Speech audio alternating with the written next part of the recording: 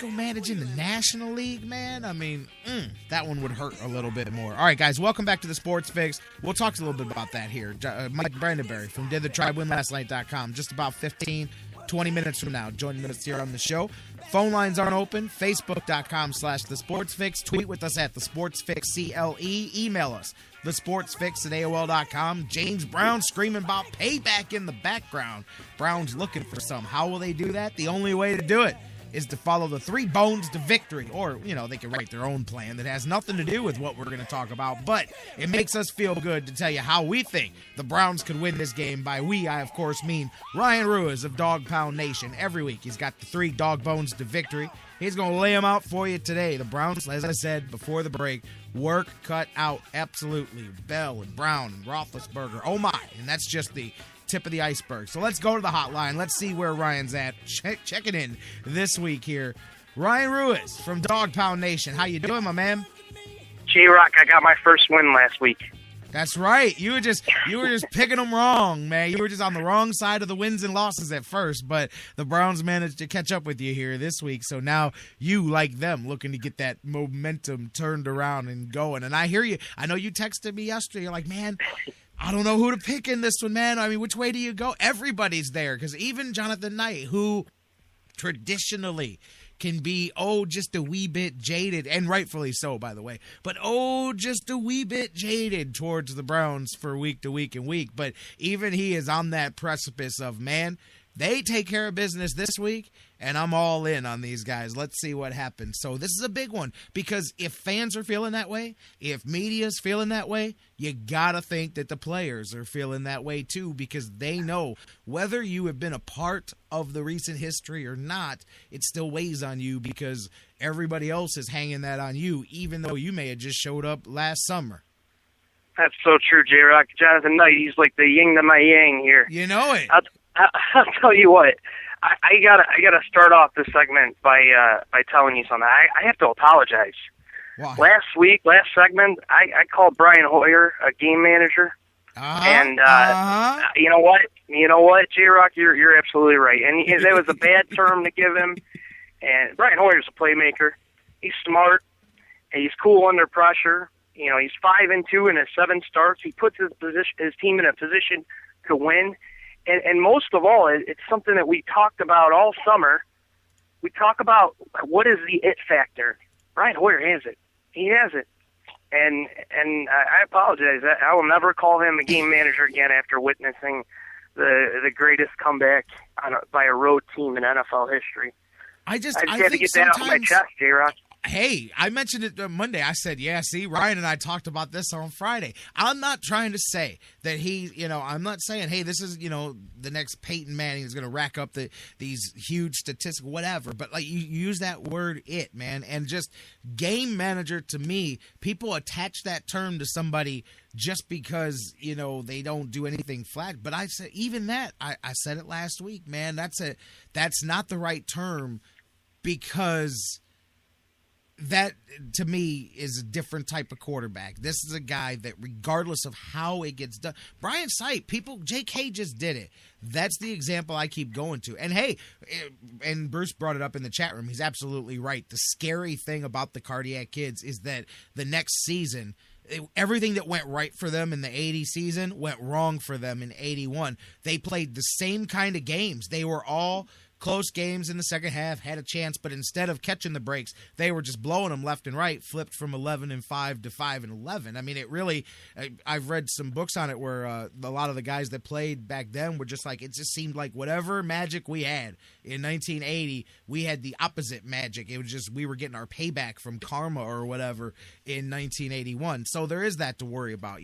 Brian Sipe was MVP of the NFL, and 3 years later, I mean, now he got a big payoff to go there, but he was playing for the upstart USFL, and he was out of the NFL, and that so that doesn't mean that 3 years from now, things can't be different. But man, I'll tell you, it wasn't you're far from the only person that used that term about him. Everybody did, and I'm like, man, that's an insult, man.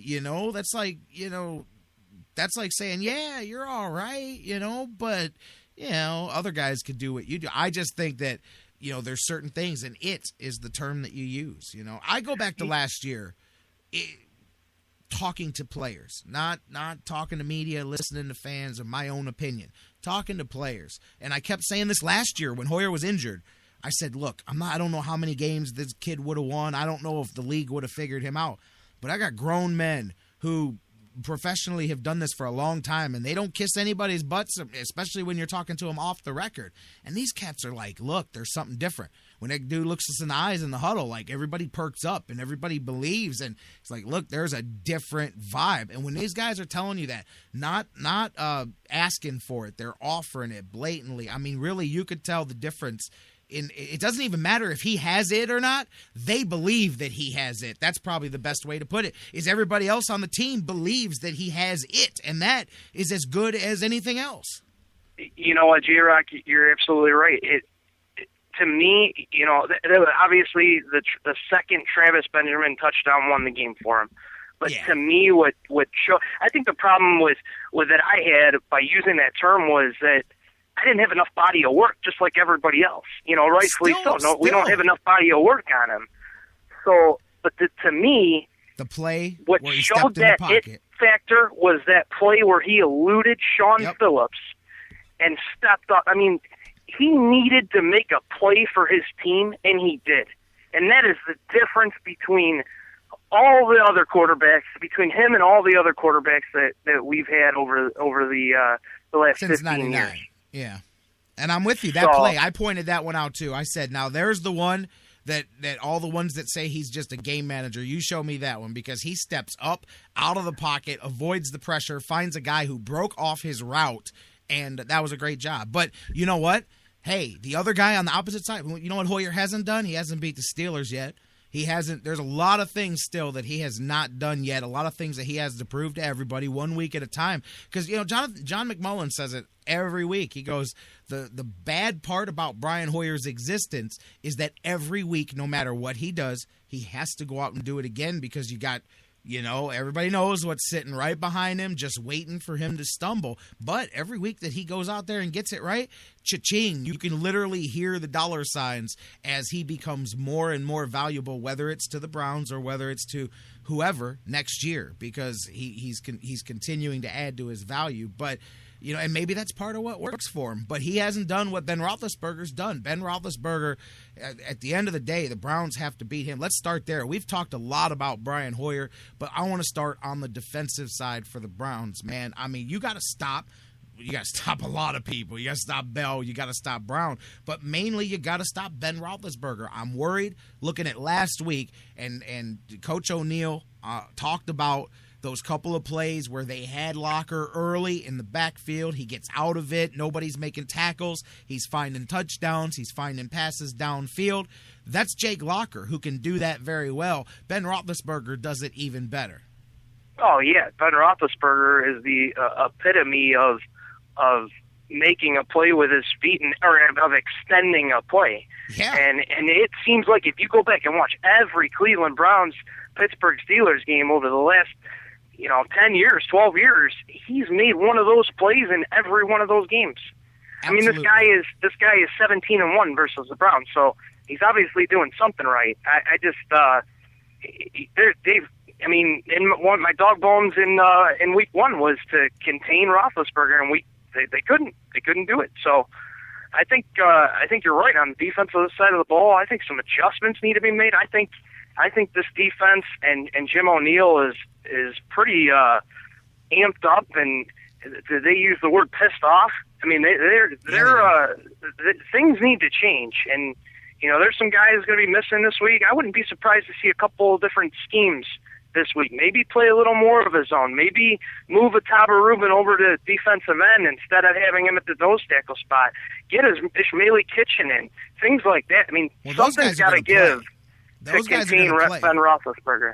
Yeah, those guys you mentioned, you're going to see some of that up front because you got Billy Wynn banged up. I'm not even sure if Wynn's going to play, but obviously Phil Taylor's out for probably a month here. But Billy Wynn had the quadricep bruise as well. He may not play. But, yeah, Kitchen, I like John Hughes. I actually think, and I know this is hard to say because I love Phil Taylor. I love Ataba Rubin. I love the front that they got. I love the depth that they have. But John Hughes is a run stopper. And with the problems that we have had early on this season, stopping the run. I really wish the Browns would find, and it's hard because I know there's a depth chart for a reason, but hey, just like, 1 week Drew Bledsoe's your quarterback, next week this unknown guy named Brady steps up and the rest is history. I'm not saying John Hughes is going to, go to the Hall of Fame. I'm just saying that's a guy that I would look to early here to stem these running problems with the running game because he's a good run stopper up front. Kitchen is as well. Bryant is more of a get to the quarterback, get after people kind of a guy, but those two guys are run stoppers, and that's going to be big because we're talking Roethlisberger, but Roethlisberger may not have to beat the Browns this week. Le'Veon Bell can do it all by himself. Yeah, we'll get into the Dawg Bones here in a minute, but you're right with that too. Kitchen and the Browns are using this week. The Browns are using the Cleveland Indians' favorite term in right field, platoon. They're going to platoon Kitchen and Hughes. So I think you're absolutely right. John Hughes, third-round pick out of Cincinnati. I think he is a run stuffer. Maybe move him to the nose and move Rubin over. You got to find a way. And touching on Bryant, I thought Bryant played his best game this season last week against Tennessee. So did Rubin, though. Let's be fair about this. Rubin last week had his first really good grade out of the season. He was much more improved than he was previously, and I got to say that as well, too. And it's kind of funny because off the air, I know I joke about him because of some off-the-air relationships, but I say, hey, tell your boy he showed up this week. But anyways, he did, so I give him that. But I'm with you. Let's do it. Let's dive into the Dawg Bones, my man. We set the stage here. How do the Browns beat the Steelers? Lay it on me. Dawg Bone number one. All right, Dawg Bone number one. I went back and looked at all of the film from week one, and that's how I came up with my Dawg Bones. I wanted to know, what did they not do that they need to do this game to get over the top? They almost pulled it out. We all know that. But one thing that stood out to me was Dawg Bone number one is you got to win time of possession, especially at home. If the Browns need instructions on how to defeat the Steelers, the answer is in the second half of that first game. We all know that. The Steelers had the ball for almost 5 minutes more than the Browns. You can kind of question, had Brian Hoyer and the offense been given one more opportunity after the Swisham field goal, who knows what it could have happened. Playing at home with this fired-up fan base, Browns have to win time of possession. This was evident in the first game. In the first half, the Steelers had 3 drives of 9 plays or more. The result out of those, 13 points, and they chewed up 11 minutes and 35 seconds of clock time. The second half was a much different story. Cleveland forced 2 3-and-outs, and they made the Steelers punt 5 times. We all know that the Steelers' only points in that second half was on the last-second game-winning field goal, the dagger by Swisham. Time of possession is a huge role in this game, and that's Dawg Bone number one. Time of possession, absolutely. You're right, man, and that's going to be big that they have to change that there. And it's funny, you talked about if they'd only had one more possession. That's what made Tennessee go for it on fourth down. They said, we have no interest in giving that ball back to the Browns offense. We can't stop them right now, so our best bet is to just try to get this first down here. Time of possession, big one there. And Dawg Bone, and you know what, too? For those of you hear all these numbers bounced around. You can't put it enough to keep it in perspective. The Browns are trying to do something that they have gotten worse at since 1999. 28-5 since they've come back against the Steelers, but in the 2010s, the Browns are 1-8 against the Steelers just in this last half of the decade, let alone 19-4 during the 1999 and 2000s there too. 28-5 are the Steelers' record against the Browns, which means the Browns are 5-28. Not a good one there. Dawg Bone. I had a stat to play right off of that. Sorry, J-Rock. The Browns have lost 26 of their last 29 games against the Steelers. Well, there's a different way to put it too. Absolutely. No matter how you put it, it's a whole bunch of garbage all rolled up in a mess there. So you got to fix ugly. That. Ugly is the best way to put it there. How do we fix it? Dawg Bone number 2. All right, Dawg Bone number 2. You cannot not mention this guy's name. You got to contain Le'Veon Bell. You have to. This dude has impressed me. I mean, I thought that he was smoking pot at the beginning of the season, didn't really care. I heard he lost a lot of weight. I mean, the dude